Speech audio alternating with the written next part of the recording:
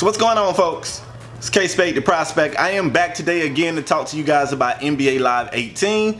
The videos have been dropped by me and other YouTubers, other content creators, and the buzz is out there. It's not all positive buzz. There's some good stuff, there's some bad stuff. Some of the bad stuff really needs to be cleared up. Like, a lot of the bad misconceptions out there aren't even true. There's still a lot to be ironed out. People have to come through, set the record straight, tell you guys exactly what's real, what's not real. And I don't know, man, me personally, I kind of want to stop right here and commend the EA Sports team and the NBA Live team in particular for doing what they're doing. I mean, they allowed us content creators to put that stuff out, and I kind of feel like step one to trying to repair your reputation or to get out there and get people to give you a shot is to kind of play with your cards face up. I mean, the fact that they gave us this content to put out, you guys are looking at the content, you know it's not flawless, you know it's not, 100% perfect. I mean, nothing is, but the point is they gave us this footage, they said put it out there, and they knew that with that footage being put out there, it was gonna kind of show their hand, so to speak. Show what they're doing, show what's working, show the good, show the bad. So that's what you have to do. Like, you kind of gotta say, look, this is me. In my flaws, you know what I'm saying, in my strong points, whatever, this is what I got. And I kind of feel like they did a good job by doing that. Now, in this video, I want to talk to you guys about what I feel like they need to do moving forward. And this is all opinionated. This is just me speaking from my own perspective. I haven't spoken with any other YouTubers. I haven't spoken with any EA devs before I made this video. This is just me talking.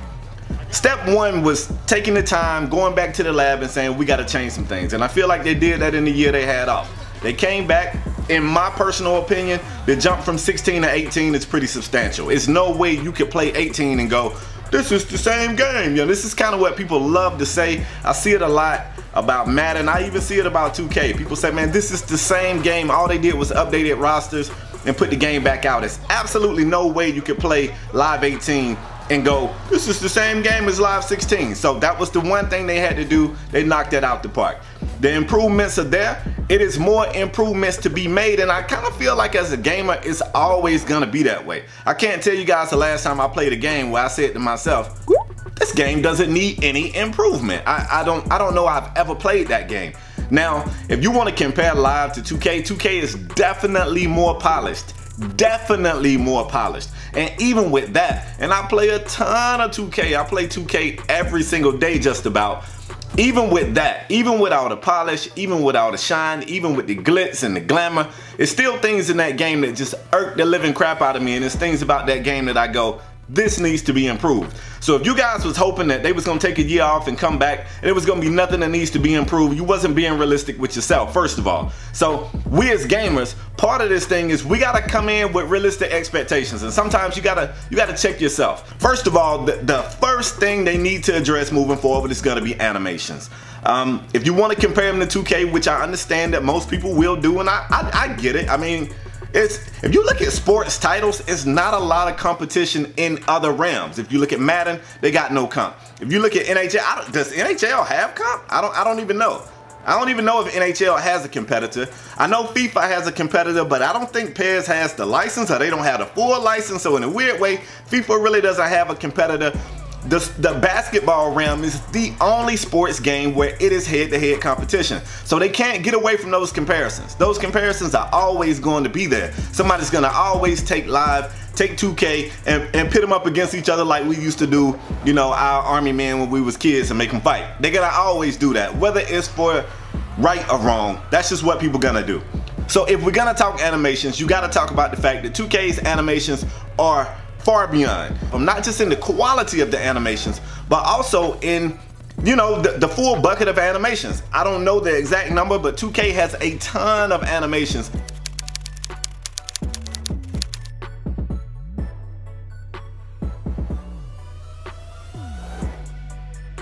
And I want to bet if you compare that to Live, Live doesn't have nearly as many animations. That's one of those things that becomes more noticeable over the length of the game. Like, as you continue to play, you start to see certain things. I don't mean like you play it for a week. I mean, you've been playing it for months and you go, I'm so tired of seeing this animation. Like, if I could not see this animation again, I'd be great. And I kind of feel like you have to do animations like we do clothes in our closet. You don't just keep buying more clothes. I hope you don't. I hope y'all don't. But don't just keep buying clothes and adding them to your closet. At some point you go, this is too little. This doesn't fit right anymore. This is faded from being washed too many times. This isn't in style, and you gotta throw out old stuff. And that's the same way they gotta do with animations. Look, if y'all still got Jabot jeans in your closet, get rid of them shits, fam. They not coming back. Jabots ain't coming back. You still got them Ed Hardys in your closet, let them go. They not coming back. So that's what I feel like Live needs to do. As they continue to build that library of animations, go through there, take some of the crappy ones and get them out. But that's not something you're gonna see over a 1-year cycle. You're gonna see that as the game continues to grow. Yeah, okay, we added, I don't know, I'm making up a number. We added 300 more animations. We also scrapped about 50 of them that we just hated. And I don't know if a company has ever said we scrapped this many animations. I don't know if any company has said that, but I think they should. I mean, I would want companies to be that transparent with me. Once again, this is all just my opinion. I don't know if everybody in the community feels the same way I feel. But scrapping animations as well as building more animations in that library, I feel like that's the next big step for them, obviously. After that, more signature stuff. The signature stuff is coming. You can tell when you play with Kyrie, you see stuff and you go, oh man, that was Kyrie. When you play with Russ, you see things and you go, oh my God, that was a Russ finish. When you see Harden doing those step backs and it looks like a Harden move. But right now I kind of feel like those signature moves are limited to about 20 stars in the game. And this is, I can't confirm this because I haven't played the full game and they're still working on the full game. The full game isn't even out. But I feel like that kind of stuff is what is gonna help advance this series to the next level. I guess what I'm trying to say is some signatures don't necessarily have to go to a superstar. And I wish I could think of a specific thing right here. And I really can't think of one. So this might be a reach, but just stick with me. I think about Pat Bev. And Pat Beverly, to me, I love to watch this guy play. He's not a superstar, but I absolutely love to see Pat Bev play. He's real animated. You see, he might get a stop. You'll see him doing like this, clapping his hands. Put that kind of stuff in the game. Pat Bev ain't no star, but when you see that, if you watch ball, which I'm gonna jump out on a limb and say the majority of the guys that play these games, man, they be on the games during big moments in sports. Like, it's a big moment in sports and people be on my Twitter timeline like, come through, I'm playing, and I'll be like, wow, I can't believe they not watching this. So everybody don't watch sports to the level that I do, I understand that. But if I'm playing the game and I see Pat Bev get a stop and I see him doing that clap, or I see him, you know, slapping the court, getting all animated, I'm gonna be like, oh snap, that's Pat Bev, that's what he does. So adding more signature stuff, that's also a move forward that I feel like they need to do. Now we gotta talk about this trait system. The trait system in NBA Live, to me, from what I've seen from it, it appears to be genius. I love it. I like the loadout. I don't know what all modes is gonna be on this disc. I've only played the demo. The demo only had 3 modes. But to me, the trait system is screaming for a 5v5 organized mode. It's begging for it. The fact that the traits sometimes play off of the entire team. I read one, and I might be wrong with this, so don't quote me, but it's definitely something like this.